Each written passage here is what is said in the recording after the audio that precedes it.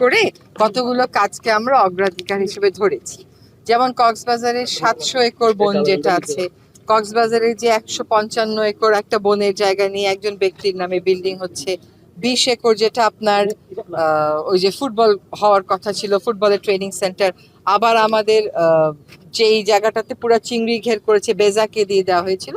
তো কক্সবাজার থেকেই আমরা আনুমানিক ১২,০০০ একর বনভূমি সরকারের সিদ্ধান্ত হয়েছে উন্নয়ন তথাকথিত উন্নয়ন প্রকল্প থেকে বা ব্যক্তির সাথে ব্যবহার থেকে বন বিভাগকে দিয়ে দেওয়া হবে। এই প্রক্রিয়াটা চূড়ান্ত করা হচ্ছে, এটা হচ্ছে ১ নম্বর। ২ নম্বর হচ্ছে কক্সবাজারের মানুষের অনেক দিনের দাবি হচ্ছে বাকখালীকে দখল দূষণ মুক্ত করা।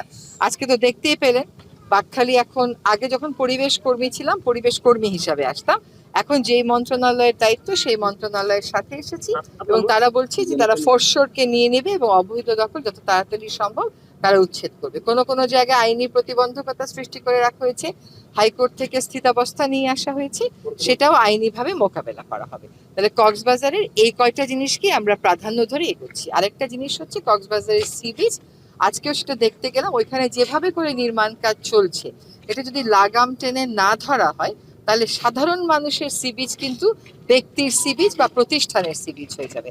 এটা হতে দেওয়া যাবে সময়ের বিবেচনায়। মানে আমাদের সরকারের তো একটা সুনির্দিষ্ট সীমিত সময়, এর মধ্যে এই প্রাধান্যের কাজগুলো আমরা করে যাব। এটা সরকারি কিছু প্রতিষ্ঠান এই এলাকায় রয়েছে, এই যে আর্মির প্রতিষ্ঠান আছে, পুলিশের প্রতিষ্ঠান আছে, বিজিবির প্রতিষ্ঠান আছে। আমার কাজ কার প্রতিষ্ঠান আছে এটা দেখা না, আমার কাজ হচ্ছে ইসিএ এলাকায় অনুমতি ছাড়া কোনো কিছু হয়েছে কিনা সেটা দেখা।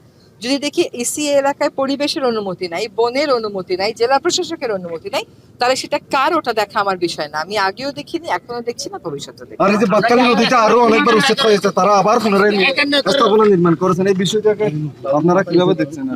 আমার দায়িত্ব গ্রহণের পর প্রথম ফোন করে আমি ওনাকে ৫১ একরের দখল উচ্ছেদ করতে বলেছি। আপনারা দেখেছেন যে ৪-৫ মাস আইন শৃঙ্খলা পরিস্থিতি খুব এক ধরনের অস্থিরতার মধ্যে ছিল, এখন এটা মোটামুটি একটা নিয়ন্ত্রণে এসেছে। আশা করি ৫১ একরের কাজও আমরা শেষ হলো। কবে থেকে জিজ্ঞেস করেন না, তাহলে তো উচ্ছেদকারীরাও বার্তা পেয়ে যায়। কবে থেকে বলা যাবে না।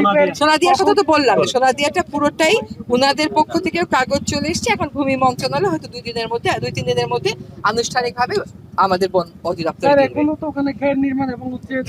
হচ্ছে। কথাটা সত্য, এখনো না, এটা তো হচ্ছে অনেকদিন যাবতীয়। এবং তখন আগেও আমি কথা বলেছি, এখন শুধু কথা বলছি না, এখন কাজ করছি। সোনাদিয়া নিয়ে হাইকোর্টে মামলা করেছি, রায় এনেছি। এখন ডিসি তার মধ্যে সরকার কি করলো, সোনাদিয়া দ্বীপটাকে ইকোলজিক্যালি ক্রিটিক্যাল এরিয়া ওইটা অস্বীকার করে দিয়ে দিল বেজাকে, ইকোনমিক জোন অথরিটি। এখন বেজা ওটা ফেরত দিতে রাজি হয়েছে, বেজা বলছে না তার প্রয়োজন নাই। ডিসি অফিসও বলেছে এটা বন বিভাগকে দিয়ে দেওয়া যায়। এখন ভূমি মন্ত্রণালয় আছে, ভূমি মন্ত্রণালয়ের কাগজটা পেলেই অবৈধ দখলদারদেরকে উচ্ছেদ করে আমরা সোনাদিয়া দ্বীপ বনের অধীনে নিয়ে আসবো।